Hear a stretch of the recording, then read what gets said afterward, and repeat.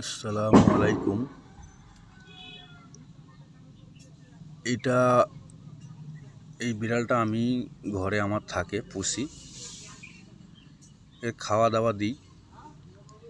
এর খাওয়া দাওয়া হচ্ছে চিকেন, মটন, ঠিক আছে, মাছ, দুধ, পরোটা, এই সবই খাই।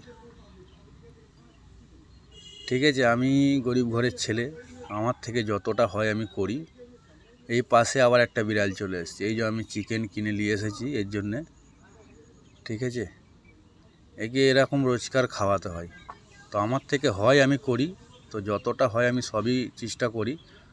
আগেও আরও পশু পাখিকে আমি খাওয়াই। তো আমার ভিডিও দেখে সবাই লাইক করো, শেয়ার করো ভাই, কমেন্ট করো। আগেও আরও সবারকার হেল্প করার চেষ্টা করছি।